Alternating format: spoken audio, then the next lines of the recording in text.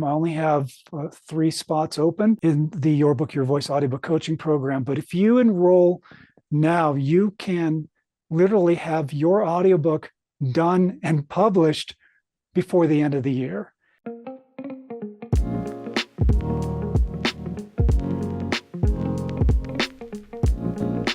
Thank you for joining the Free Time Mastermind podcast. I'm your host, Robert Gaines. Our guest is audio production professional Robert Lane, author of Lights, Action, You.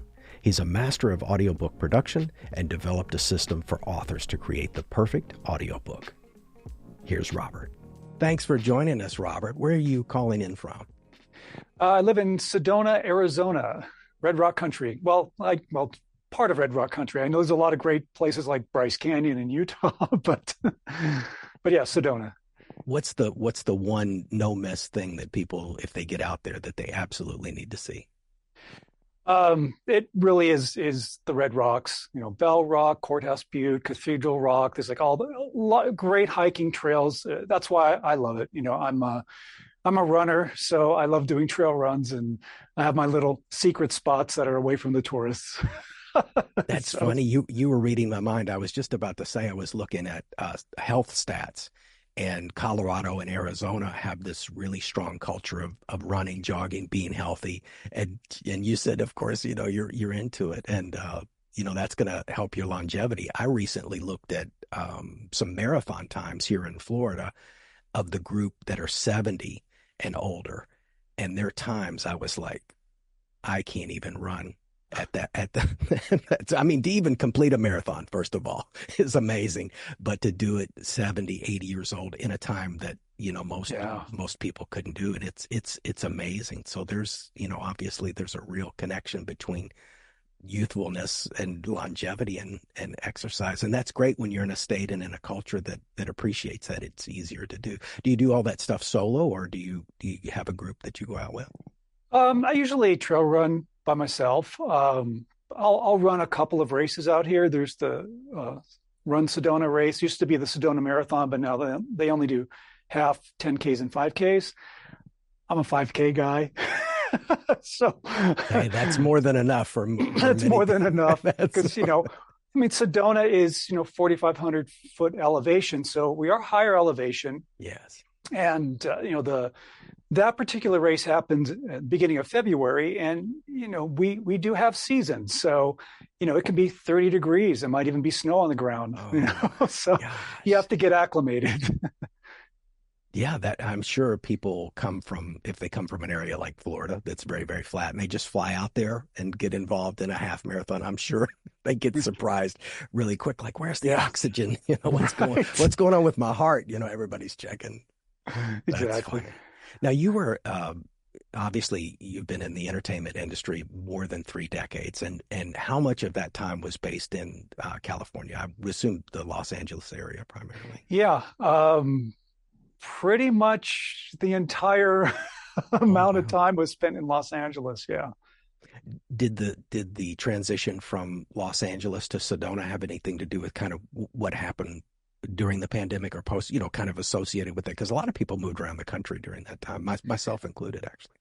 Yeah. So at that time, my last stint in the business was working for 20th Century Fox. Spent almost 14 years there as a feature project manager on the corporate side of things. And that was at the time when Disney bought Fox. And that was a huge deal, to say the least, which we knew was going to affect our department. And it did. So they basically gave us 2 choices, and that was it. One is, you're on the chopping block, see ya, or we're going to keep you on, and now you work for Disney. So if you, for example, wanted to just say, well, why don't you just let me go? I would rather just leave, take my severance and go. They're like, no, because if you leave, that means you quit and you get nothing. So you have no choice. Either you work for us or you're let go, period. So lucky for me, and I do consider this a huge blessing, that I was on the chopping block. So that's what happened to my career. in the entertainment business. And I decided to make the choice, do I want to go back and stay in the business or reinvent myself, try something new, do something that I would feel more purposeful, do something that I felt was more beneficial, not just for myself, but for other people. And I just didn't want to go back into the corporate world in that capacity anymore. So I decided, and that's when I decided to start Robert Lane Coaching, which did officially begin in August of 2020, which of course was all in line with the pandemic. So, but leaving the industry wasn't pandemic related. It was business related. And so that was Disney driving those terms as far as you won't get the... Yeah. So the deal, though, was that Fox had told Disney, if anybody that you let go, you have to offer them a great severance, period. That's part of the deal.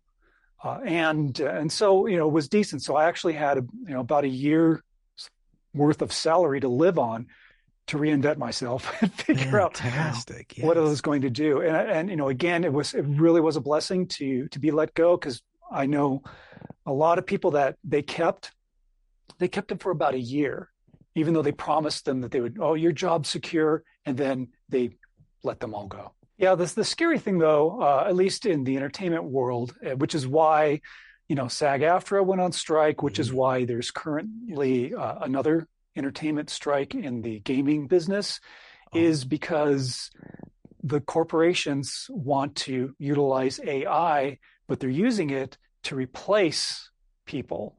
And they are also trying to use it. This is why, all the actors went on strike, because they were saying, oh, well, we want to use your likeness so we can train AI so that we don't have to hire you.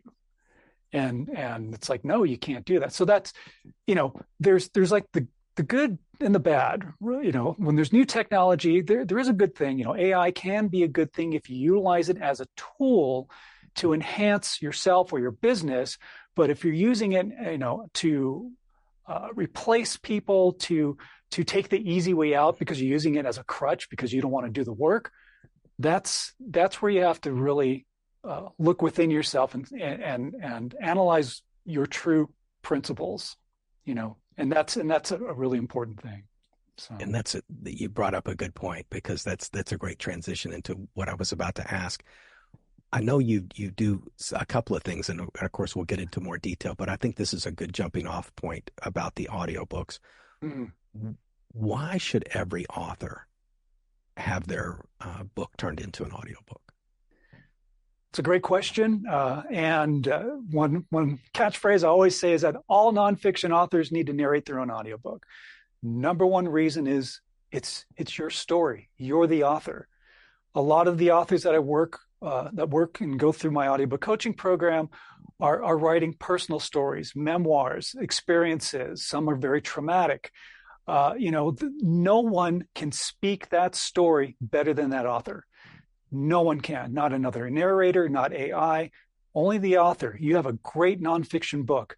You were compelled to write this story. There was purpose and reason for you to write the story and share it with the world. So it only makes sense for that author to express that story in their own voice, because it's their experience. They lived it. I mean, you can have a great narrator, and there are a lot of great narrators out there, but it's still their interpretation. So maybe they're not going to express certain words or phrases or concepts the way that you would as the author. When I wrote my book, and of course I was going to turn it into an audiobook because that's what audio guys do. But sure, it would have been great to have, I don't know, Morgan Freeman or, someone with the voice of James Earl Jones or somebody like that to narrate my audiobook. But again, it's still their interpretation.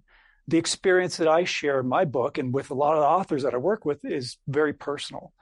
No one can express that, because that uniqueness is what creates your author brand. Your author brand is everything that encompasses who you are.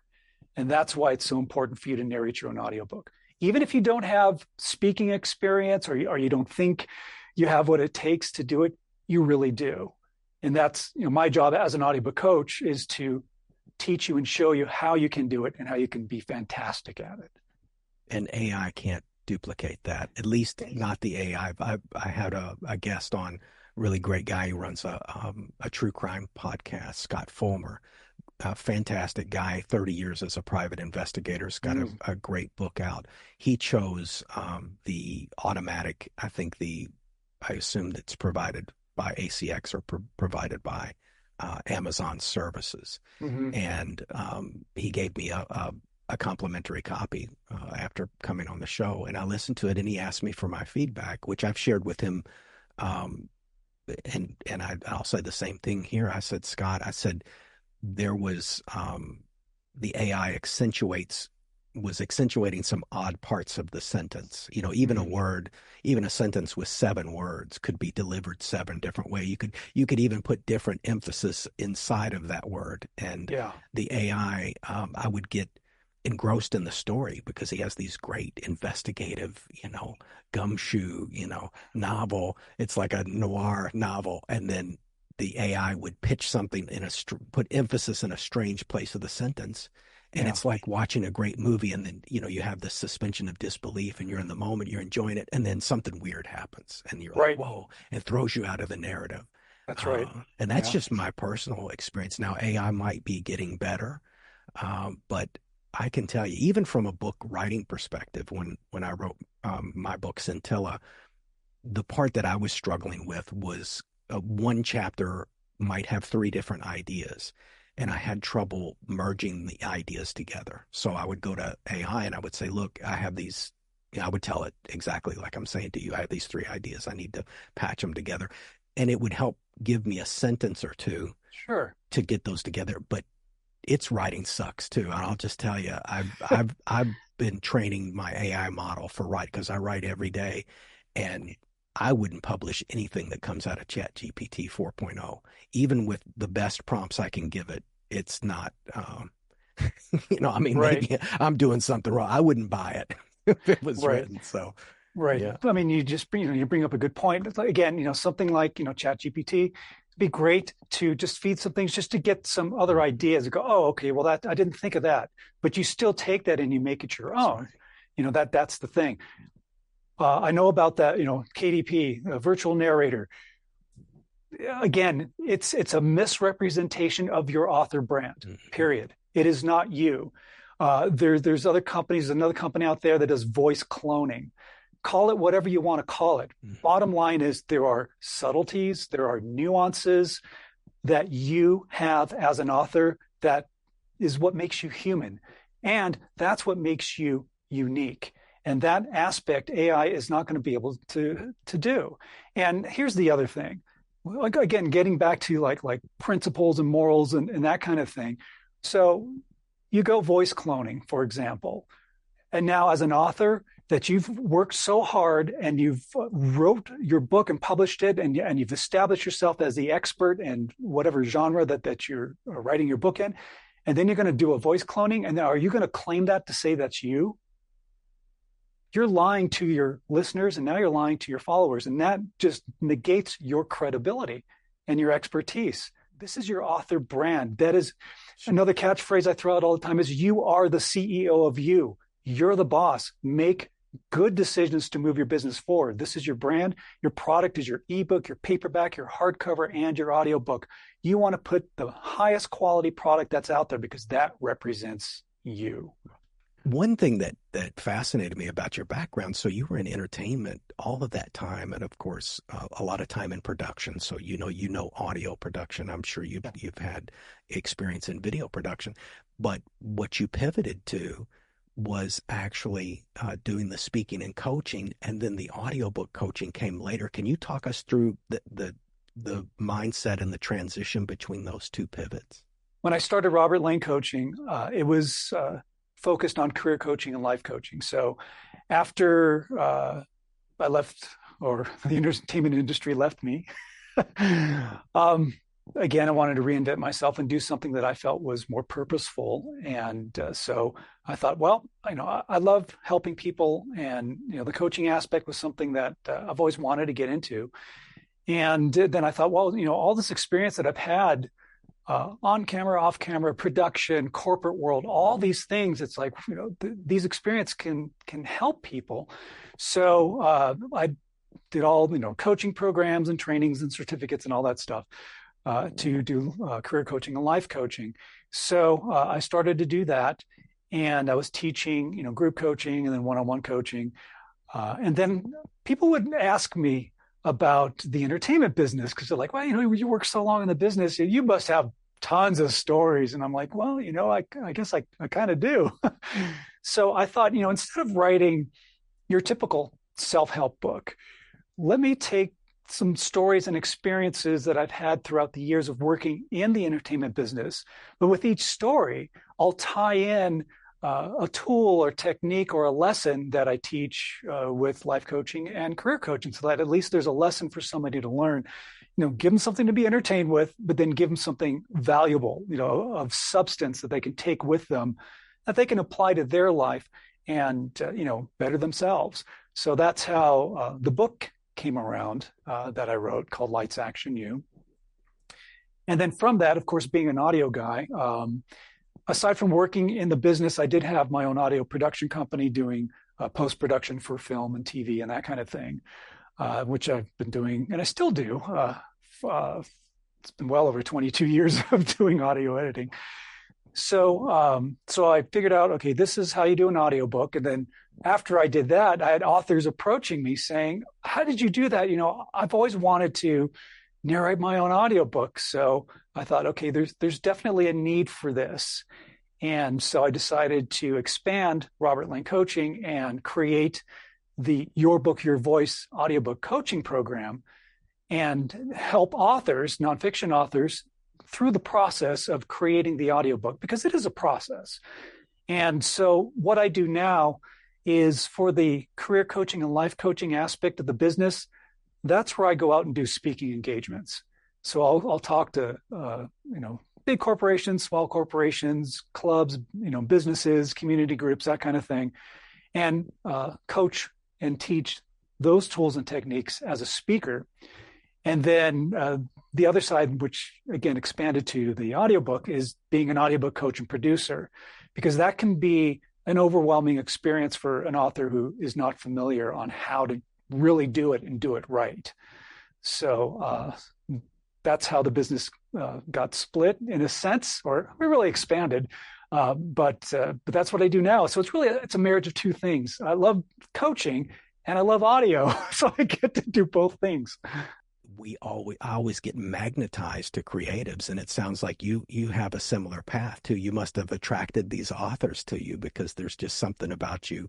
You have that really strong left brain, and you're getting with all of these fantastic right brain. Do you think there's any any connection there between that, where they just see your seriousness and they were like, they have this creative thing inside of them that they want to get out, and they see your level of organization and they're possibly gravitating towards that? Yeah, I have a very methodical brain. I just have, even as a musician, like my background when I started to play guitar was traditional and contemporary jazz. As a kid, I want to be a rock star. What am I learning this stuff for, right? But I'm glad I did, because I learned a lot of things that I never would have learned in that genre, in that music genre, with chords and structure and that kind of thing. But what's funny is improvisation. I suck at improvisation, and that's what jazz is all about.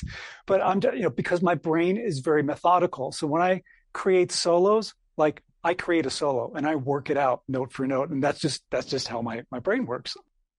So I have this very rigid thinking, which is great for the business side. But I do have a creative aspect, which is a gift, thank God for that, that I'm able to be creative and being able to mold that together and help these authors. Because again, every author, you got a book, you published a book, you are an entrepreneur. So embrace that entrepreneurship. You really are. This is your author brand. So embrace your entrepreneurship. So you do have to understand the behind the scenes administrative and marketing side of the business, because you will have to deal with that. And that's the part that, us creatives hate, of course, but it's just part of the business. But then on the other side, because of my gifts of being able to hear things, especially with the way people narrate, I hear the subtleties and I can help them bring out their best, in their own unique voice. But, again, this is why AI doesn't work, because what if there's a mispronounced word? Or what if there is something, that a noise in the background? Or what if there's too much space between a sentence, or maybe the pacing is too fast or too slow, or there are, again, these subtle nuances that you need the human ear to hear. And that's what I offer to my clients. I listen to everything in real time. I probably spend, depending on the size of the book, 50 to 70 hours of audio editing time per book. Oh, wow. Oh my goodness. And I do that because it's not like going to some company that says, oh, sure, we'll do your audiobook, and then they run it through some program, that has, that'll clean it up. That's not good enough, because there's going to be other subtleties that they're not going to catch. For example, I had an author say, so we were wrecking havoc. Well, it should be wreaking havoc. All right. It's a subtle thing, but you know what? It's going to be missed. You throw it in a program, it's not going to catch that. Right. So there's that aspect of it. And yeah, sure, you can try to clean it up, but you know what? If I hear a mouth noise or a tick or something, and it's right in the middle of a word, and if I feel I can remove it, I'll get in there and edit it out, and spend the time to do it. So I do spend the time, a lot of editing time, to make sure it's clean, that it sounds great, and most importantly, that it meets the exact specifications for publication. Because I've had authors, I've had actually a few authors come to me to fix their audiobook because they got rejected on Audible, Amazon, Apple, and any other distribution platform because it didn't meet their specs. And that is so crucial, because you want to do it right. You want to do it right the first time. And it would really suck for an author who records an audiobook and, it spends hours and hours and hours, and then they submit it and it gets rejected. And then they have to go back and redo their whole book again. Oh, horrible. That's a painful thing to find out, that you have to do it all over again. Well, that's, of course, the ACX standards. And for the audience, can you give us a brief description of what some of those requirements are? Because I know noise floor is one of the big ones. Yeah, absolutely. Noise floor is something. In my audiobook coaching program, when somebody enrolls, I send them the professional equipment and I show them how to set up their own recording space. So there are a couple of reasons why I do that. First of all, I want them to have good equipment, right? I don't want them to buy, a cheapy, $50, $100 mic. No, we're talking, mics like, the Shure MV7, which podcasters use, all the time. I mean, like good stuff, and great headphones, because I want them to have something that they can listen to that's accurate sound wise.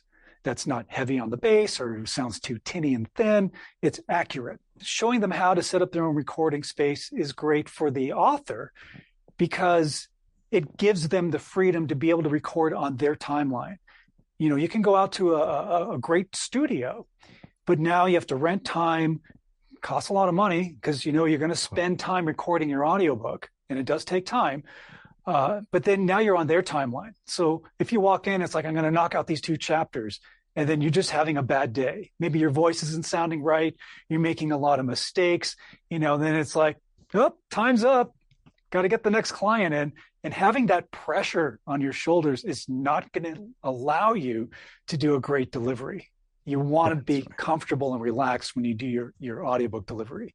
So that's one reason. Another reason is, since I'm providing the equipment, I know what they have. So when it comes to getting them set up in my editing system, I know what to expect. So it's easier for me when I'm wearing the editing hat to just tweak a little bit of what I need to tweak to get them to sound really great. The other part of the program, and this is where the audio editing aspect comes in, taking that experience, is that every audiobook needs to be edited. It does have to be cleaned up. And as I mentioned, it does need to meet those exact specifications. So instead of having to try to find another editor, that's all part of the program. So after I do my coaching thing, the coaching hat comes off, the editing hat goes on, and I go through it, like a fine tooth comb, and surgically do what I can to make it sound as great as possible. And again, make sure that it meets the exact specifications. And then once it's done, I'll take their audio files and I will upload it for them into ACX or any other distribution platform that they want their audiobook distributed. That way, I know for sure it's uploaded, it's accepted. In ACX, it does an analysis of the file when you do your upload. And if there is a problem, if it's 1 dB too loud or 1 dB too low, it will get rejected. And it looks at your peaks and it looks at your RMS, and you have to make sure that everything is right within their guidelines and in their levels. And if it's not, it will get rejected. But with me doing the uploading, I'll know exactly, if there is an issue. Oh, okay, it tells you. I know exactly what I need to do. So I go back, make an adjustment, do another output of it, re-upload. It's good to go. And then all those files, of course, the final mastered files go back to the author. It's theirs 100%. I don't take any royalties or anything from payment. Their sales, it's all theirs. They own it 100%. So, but then that way, they have one place to go in the audiobook coaching program where they can learn how to do it, set up the recording space, do their narration, get it edited, get it published. And by the end of the 6-week program, their audio book is uploaded for publishing. And you can get it done in 6 weeks. When you're working with these people, what do you think someone that is thinking about doing an audiobook version, what would be the number one piece of advice before they get started, other than, of course, reach out to you, but beyond that too, just something before they even consider doing the audiobook? Sure. Well, yeah. I mean, I talk to every author before I enroll anybody into the program. And I think it's really important to really, for me to really understand what their book is about, what their goals are, what their marketing strategy is. Because again, do you want to be exclusive on Audible, Amazon, and Apple, or do you want to be non-exclusive? And there's, reasons for that. But, That's some right. people feel, and this may not be a great thing to do, is just throw it anywhere and everywhere. But then that is not necessarily the best marketing strategy. So, so we do talk about those things as well. I would say probably the best advice I can give for all authors who are considering doing their audiobook is your mindset. Mindset is key, and you have to be in the right frame of mind before you even hit that record button. And part of what I teach as a coach is confidence, is loving your voice. I mean, the percentage of authors who say, God, I hate my voice. I don't like how I sound, or I don't have what it takes. And it's like, no, you do. You do. You have to love and embrace your voice. This beautiful sound that's coming out of your body, this head of yours is a resonator that helps create who you are. And like I mentioned earlier, everything about you, everything that encompasses who you are, that's your author brand, voice included. So love it and embrace it and have confidence in it, because that confidence is what's going to come through in your narration. So I do talk a lot about mindset. And part of the course is, again, I do work with authors on a one-on-one basis, but there's video lessons and downloadable reference material and all this stuff. They get a lot because I want to make it as easy and painless for them as possible. Really, the goal is just focus on doing a great narration. Let me do all the heavy lifting. I'll do the editing. I'll do the uploading. I'll do all the other stuff. But I still will coach you to do the best narration that you can possibly do, because you want that listener to be on the edge of their seat from opening credits to closing credits and just be like, oh, that was such a great book. Now I want to listen to it again. But yeah, so mindset really is important. And of course, you've got some fantastic. One thing that you mentioned a minute ago, I looked at your free resources on your website, and you had, I think it was a 2 or 3 page PDF that was jam packed with some great initial tips. I think for people considering Oh yeah. using your service, which I thought was very helpful. And then I watched some of the YouTube channel, and particularly episode 6, which I recommend people to definitely watch that. Subscribe to the channel. And of course, we'll put that up and put it in the description. But in that episode, you talked about something. Now, this is going to get us back to the coaching book. Is you mentioned the ugly ogre. Can you talk us through what that means? That's right, the ugly ogre. I do talk about that in my book, and I have a section, a chapter that has to do with time management, because time management again is important, just with authors and creatives, but just with people, in general. We all have the same 24 hours in a day. That's true. How we manage that time is what differentiates someone who's successful to somebody who's not successful. And it really comes down to that. So I do mention in my book called The Ugly Ogre. And the ugly ogre basically is the night before, list maybe not more than 5 things that you need to do for the following day. The 5 most important things you do, if it's for your author business or just your business in general, what are the 5 things you need to do? Write them down. Now, check off what the most important priority that you need to get accomplished is. And usually it's the hardest thing. And that is the ugly ogre, right? I don't want to do that. but you do it. And that's the first thing that you do. If it takes a half a day, maybe it even takes all day, and you don't get to the other 4 things, the beauty about getting that ugly ogre off your shoulders is lifting that weight, getting it out. Because, once you get that off your plate, everything else just falls into place. And then you end up not only getting the other things on your list done, but you might even have more time at the end of the day and say, there are a couple other things that I can actually get done before my day's over because I got that ugly ogre out. So the ugly ogre is that one thing that's just, that you need to be, you need to get it accomplished, but you keep putting it off. Don't put it off. Just tackle the ugly ogre, kick them out. Sometimes you have to do a brain dump. There's a lot of things that come to mind and you write that list, but don't look at that list of 30 things. Just, extract the most important, because you don't want to look at that list, because when you look at that list, it does become overwhelming. Then you're like, oh, man, I'm never going to get this done. That's right. So breaking it down and just have 3 to 5 things that are super important and just tackle those, and you will be more productive. And of course, we've talked to a lot of authors on the channel that usually say they write in the morning. I'm more productive. I'm a little bit more creative in the mornings as well. So if I'm going to be in a mode of production, early is good. And then of course my list is better written at the end of the day once so is that a similar pattern with you where you're more creatively productive in the morning, then you go to a more organizational mode towards the end of the day?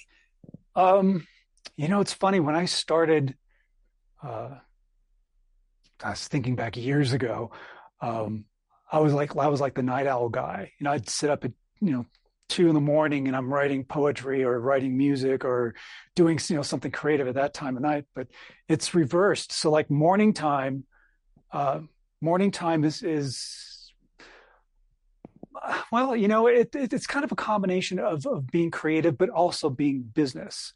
So I think morning time is split with some creative, but I do spend a lot of time with the business aspect of things, doing administrative things, doing editing, which I do editing all throughout the day, but I do allow myself the freedom to be able to break away. If something hits me in a creative way, I want to grasp that moment and not let it slip by. A funny thing that my wife gave me as a gift, a pad of paper that you can put in the shower and a pencil. Wow. So, because, how many times do we get ideas when we're in the shower? Happens all the time. So she goes, I'm going to solve that problem for you. and I've used it. I've thought like, oh, well, wait. I got this great idea. Writing it on this piece of paper that it allows you to write it when it's wet. So, but what a great idea. Also in episode 2, which was, again, that should probably be the first one people go to because you had a great author on. She's got a fantastic story, but you said something in that ties back into the audiobook for a second. Mm-hmm. I love it when you said that even if somebody's got a book that's 2 or 3 years old, that's a great opportunity to take that print book and do an audiobook because it breathes, I think the way you said it is it breathes new life into the book. And I thought I agree 100%. I thought that was an amazing observation. So if somebody's thinking about doing an audiobook, it doesn't have to be something fresh. It could be something from 10 years ago and Absolutely. do a revised and updated version. So I'm sure you've worked with people that have done that on books that have been out for a while. Yeah, it's such a great thing. Again, for any nonfiction author, embracing your author brand. If you're a writer and you've published a book that's 5 or 10 years old, I like you say, resurrect it back to life. Breathe new life into this book because, again, it's like a new relaunch. You're taking this book and you're relaunching it to a whole new audience that hasn't discovered you yet. And the audiobook world is great because, that side of the business has been growing and expanding over the past several years, and it continues to do so. A matter of fact, in 2019, revenue surpassed ebook sales. Audiobook revenue surpassed ebook sales, and that gap continues to widen. Not that those other formats of your book don't sell, because they do, but again, people are going for the audiobook. And the other thing is, and the reason why you need to be on Audible, Amazon, and Apple especially, well, I call it the AAA, Audible, Amazon, Apple. You need to be on those distribution platforms because people ask for that by brand name. It's right. Gone beyond saying, oh, do you have an audiobook? They're like, hey, can I get your book on Audible? Robert, we were talking about your book and of course the title's Lights, Action, You. Is there a certain section from there you'd like to read to us? Yeah, let me grab my book. Yes, Lights, Action, You. Yeah, good looking cover, by the way. Oh, thank you. Yeah. Again, this is a book that I take experiences from my 30 plus years working in the entertainment business. Each chapter opens up with a movie quote, but there's one chapter that I just used one of my own quotes, but I just wanted to share it just because I think it's really important for people to really feel confident. Because again, confidence that we've talked about earlier in regards to doing audiobook narration and loving and embracing your voice is an important aspect of being your authentic self. So the quote is this: I am who I am, I do what I do, and I am not ashamed of it. It's a simple quote. The story that's tied to that is when I was working at 20th Century Fox, they had a gym on the lot, and my gym bag was a double-bagged brown paper bag. That was my gym bag. And my coworkers would tease me about my gym bag. Why don't you get a real gym bag? People at the gym in the locker room would tease me about my bag, but I love my gym bag. It was great. I had everything organized exactly the way I wanted it. But walking across the studio lot, because I was on one end of the lot and the gym was on the other end, so it was like a 10-minute walk. So I'm walking with my brown paper bag, and sometimes you start to feel a little self-conscious. No, it's not a real gym bag, it's a brown paper bag. And sometimes and this happens just to us as human beings, is like we second guess ourselves, or we feel embarrassed maybe, or again, that lack of confidence in ourselves sometimes rears its ugly head. So I came up with that phrase because the first thing that I say to myself is this: I don't care what other people think. And I don't say that in a mean or vindictive way. I say it as just a statement of fact. I don't care what other people think because I am who I am, I do what I do, and I'm not ashamed of it. And just saying that gave me the confidence to walk proudly across the studio lot and do my thing. And it's funny because eventually my coworkers would bring brown paper bags to me and say, "Hey, I got another gym bag for you." And I'm like, "Hey, this is great." Oh my gosh. And then people at the gym were like, that's really not such a bad idea. And I'm like, you know what? It's a brown paper bag. If it gets worn out, you put it in recycling and you grab a couple others. Free gym bag. I don't have to spend $100 or whatever for a fancy gym bag that's plastic that it's going to get all smelly and dirty, and then you can't get that smell, gym That's smell out of true. it. And then you have to end up throwing it out. So at least this way, when it's done, put it in recycling, grab a new bag. I'm good to go. I wanted to too, if as we're moving towards the wrap up, is there any family family friendly LA story you can just lay on us? Anything funny? Because I'm sure 30 years out there had to be, I can only imagine. And I've just gone through a series of autobiography audiobooks from LA. I don't know why I did it this way, but a bunch of LA musicians. I did Michael McDonald. I Mm. did oh my goodness, I'm going to draw a blank. The guitar player from Toto, whatever his name Steve is. Lukather. Steve Lukather. Yes, great book. He was, Uh, yeah, amazing, amazing. Big session guy. People don't know about him as much as they would know, like Hendrix, but Luther's been on so many oh, yeah. albums. And Michael McDonald, he was the voice of the 80s. And Yeah. then the other guy that sang I'm All Right, Kenny Loggins. So I did those audiobooks back to all of them are LA guys. So I got Yeah. this very tiny sense of kind of what the scene was like in the 70s and 80s out there. So I got a little picture of maybe some of the things that you got to see. Yeah. Steve Lukather, he's currently in Ringo Starr's All Star Band. Yes, yes, Here's a little bit of trivia. Greg Bissonette, who's Ringo's drummer, yes. was my drummer for my first album. Oh my gosh, So he's a Greg is on legend. it, and his Yeah. brother Matt Bissonette, who is Elton John's bass player. So it was Greg, Matt, and me were the musicians on my first album that I released. And for people that don't know, LA heavyweights. I mean, Greg Session Bissonette. guys are like, oh, these guys are incredible. They walk into the studio. I hand them charts. They've never heard, a note of what they were going to play. I give them the charts. The recording is a scratch guitar, a scratch vocal, and a click track, and that's it. That is it. And so they listen to it, and then they make some notes, and then they're like, "Okay, let's go." They go in there, nail it, sounds great, and I go in and make some tweaks here and there. They'll do another pass, and then I just tell them, I say, "You know what, guys? You know what I'm going for. You know what I'm looking for. Forget the chart. Just do your thing. Just do Wow, your thing." And I would say at least 80% plus of my album is the do your thing take. unreal. And And that's oh man, just working with musicians of that caliber, it's incredible. Well, there is a chapter in my book. It's called "The Verdict Is In," and in that chapter, it's kind of the fun chapter. It's not really a lesson to be learned in that particular one, but I just share stories of celebrities that I've met while working in the entertainment business. I met George Clooney, Tom Cruise. One of my favorites was Robert Downey Jr. He was in the lunchroom when I was heating up my leftover Korean food, and we got into this whole big discussion about kimchi. wow. Just funny stuff, Lady Gaga.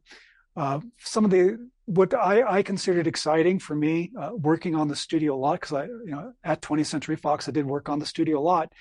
And in the building that I worked in, downstairs was the scoring stage. So it was the Alfred Newman scoring stage. Oh, So, that's where they recorded all the music you hear in the major movies. And since the building that I worked in was one of the first buildings built on the studio lot, like 1928, so it's an old building, you can hear the music seep through the walls. So you can actually hear them as they're recording, and then months later, when you're watching a movie, you're like, why does this sound so familiar? It's because, oh yeah, that was the music that was seeping through the walls when I was working.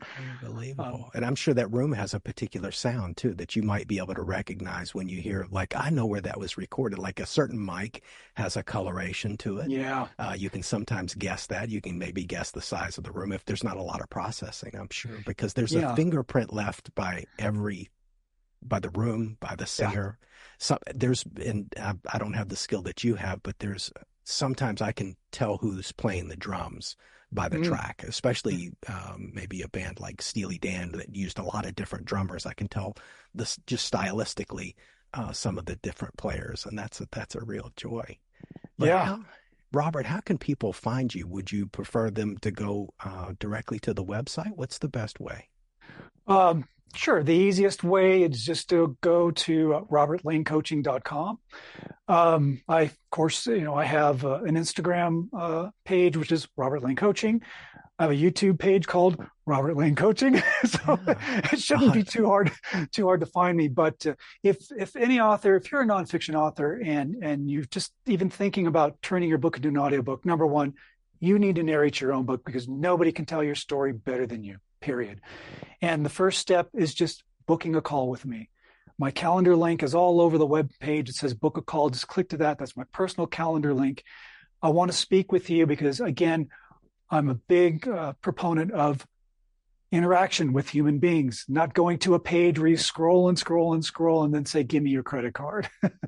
I want to talk with you because we're going to work together. If I'm your coach and producer for your audiobook, I want you to resonate with me and I want to resonate with you. And I want to make sure we have a really good business connection because we are going to work together.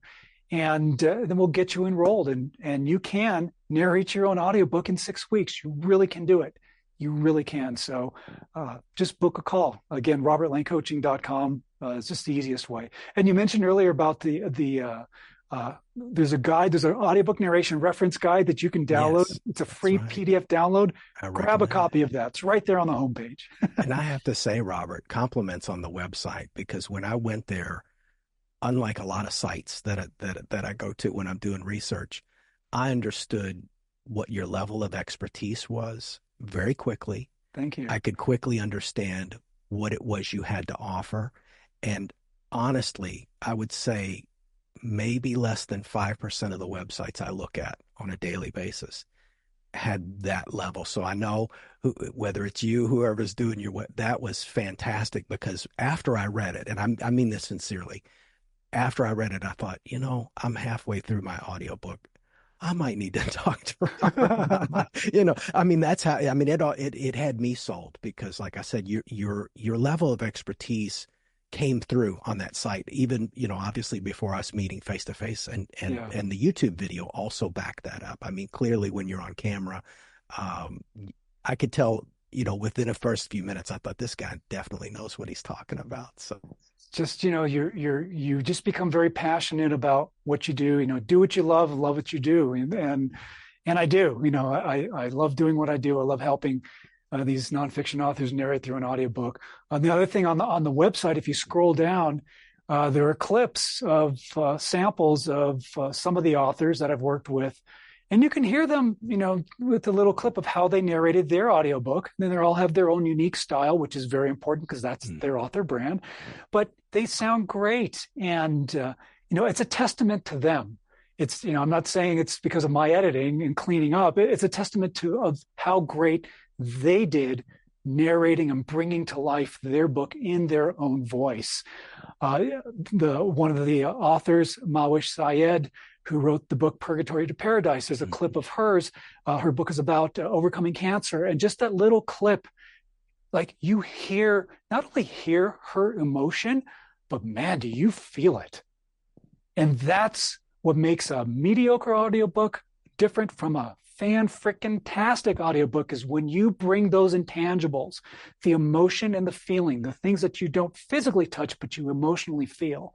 As a coach, that's my job, is to bring that out as an author for you, to bring out your best and tell your story so that it is riveting, it's compelling, it's engaging, and most importantly, it's authentic.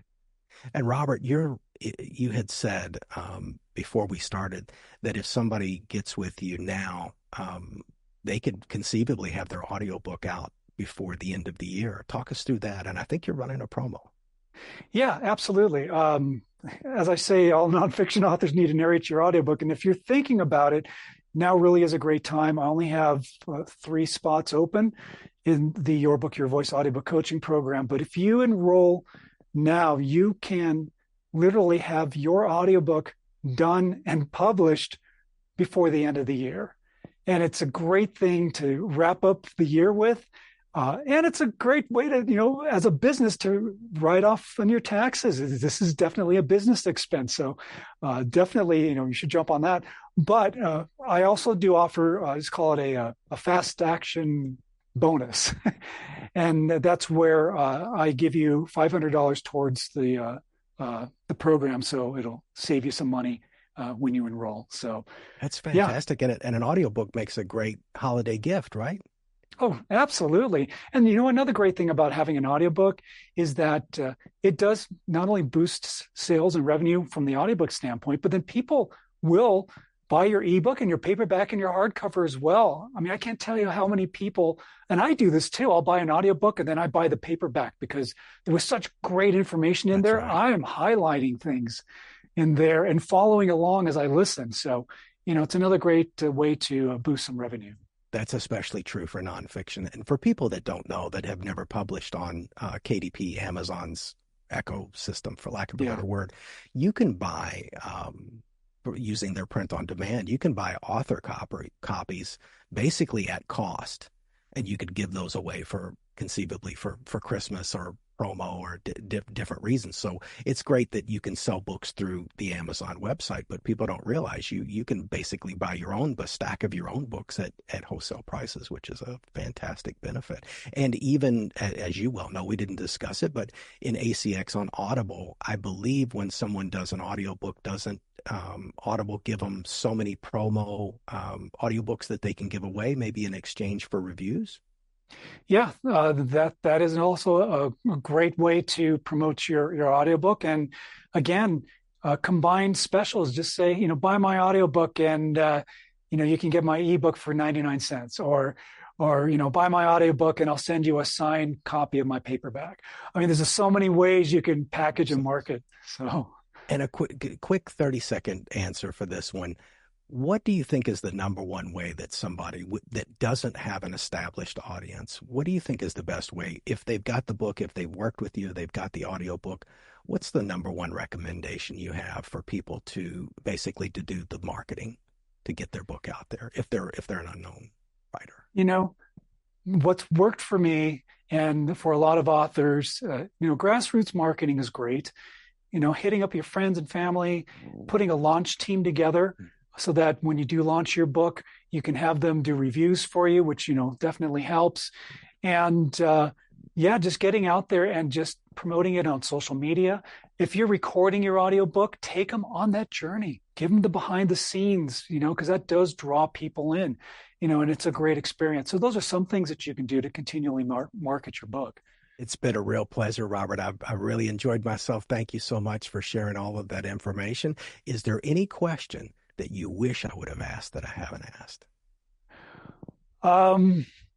No, that's a good one. No, just thank you so much for having me on your show. I do appreciate it, and I hope that the authors will be inspired to do their audiobooks, whether you work with me or not. I mean, I hope you do, but you really do need to narrate your own audiobook. And what I offer in my audiobook coaching program is really a one-stop shop to get it done and get it done right the first time. And you will sound fantastic.